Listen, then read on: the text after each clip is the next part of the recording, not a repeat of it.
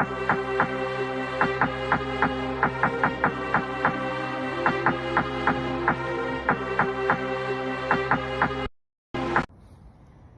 story was told to me by a Lakota elder some time ago, and it just came up for me, so I wanted to share. So once when the world was young, there was a medicine man. He had studied his whole life to help people, and he had a good heart. All he really did was serve. One day he got a call. A messenger came to the village saying that there was a village across the river and they were sick. They were very, very sick.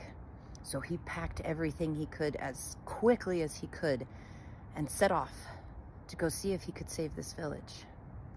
In order to get there, he had to take a long, winding path that was up against a sheer cliff. On the other side was a river. In order to get to the crossing, and he was hurrying as fast as he could. He only slept during the darkest hours to make sure that he didn't wander off and go over the edge as he made his way. Around day 2, he came to a place on this crossing, on this path, and there was a man standing there holding a rope. The other end was tied around his belly. And the man says to him as he approaches, "Will you hold this rope? Please, I need your help." And the medicine man, wanting to help, grabbed the end of the rope, asking, "Why do you want me to hold the..." And before he could finish the sentence, the man just drops off the side of the cliff, and he grabs the rope and he's leaning back against it, holding it. "What are you doing? What are you doing? Why did you do that? Climb back up. Come on, climb back up." The man hanging at the other end of the rope says, "Just hold on, just hold on." The medicine man, not knowing what he was doing, not knowing what was happening, held on, but the rope started to slip. The man dangling at the other end felt that slip. "Please hold on to the rope. Don't drop me. I'll drop it to the river. I'll drown. Don't let me die. Tie it around your waist." The medicine man calls down to him, "Climb up. I can't hold you. The rope is slipping. Tie it around your waist. Tie it around your waist." So the medicine man does. He ties it around his waist. And he's standing there, leaning all his weight back up against this rope, calling down to the man that is dangling above the river, off the side of a cliff. "I need you to climb back up. I have someplace to be. There are people that are waiting for me." The man just screams back up, "Don't drop the rope. Don't let me die. I don't want to drown. Don't let me die." The medicine man tries with all his might, pulling the rope, trying to bodily drag this man back up to the safety of the path, calling down to him, "I need you to help me. Climb up the side of the cliff. I'm trying to get you back up to safety." But the man just dangles there, continuing to call up, "Don't let go of the rope. If you let go of the rope, I will fall into the river. I could die. I could drown. Don't kill me." Hours go by. The medicine man's body is trembling with fatigue, holding this weight, calling back and forth with this man, having no idea what's going on, watching as the sun sets, knowing that he needs to get to this village. He has things to do.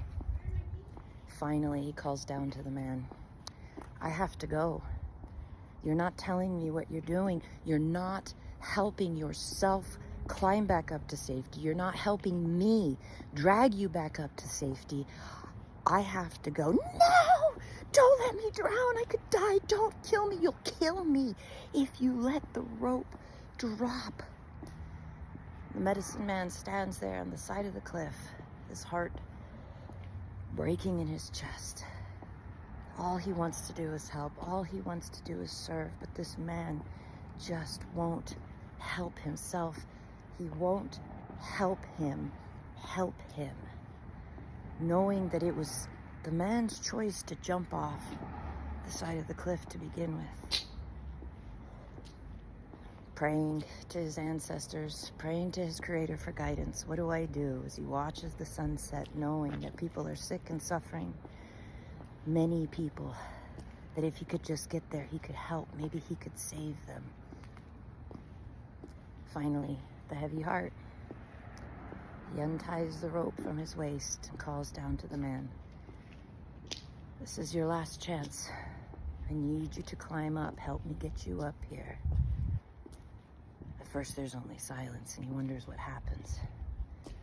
The man calls up. If you drop that rope and I die, my death is on your hands. The medicine man breathed.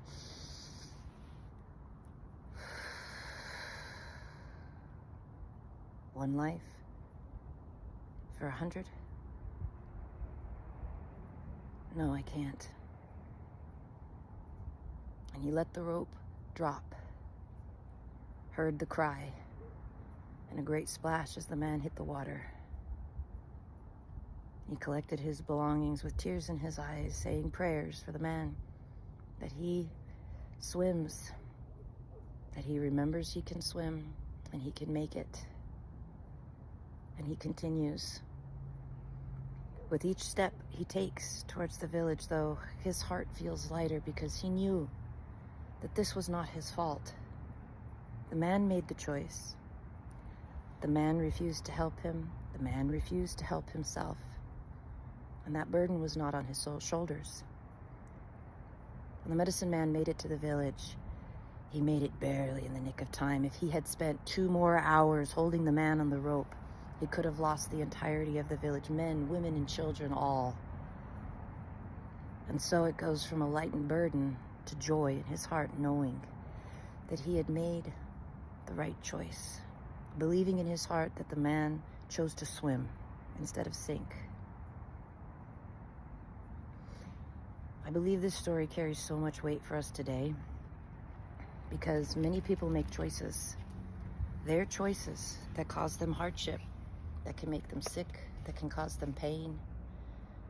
And we try to save them. We can put a lot of effort and energy into trying to save our friends. But if they're not willing to help themselves, if they're not willing to hear or take what you're offering, or if they can't receive it, then your voice, your energy could be used to help people that do want it, that are listening, that find your energy, your love, and your wisdom useful. It is not your burden to bear, to carry someone else. In fact, many times, if you are preventing someone else from suffering, if you are saving them, if you are digging them out of trouble, pain can be the greatest motivational teacher. Suffering sometimes is what makes us into the great beings that we could be. So do not deny someone their path, and do not deny yourself your own. And if you can't help someone, just know that you did everything that you could, and that is all you could ever do. Much love, relatives. Have a beautiful day.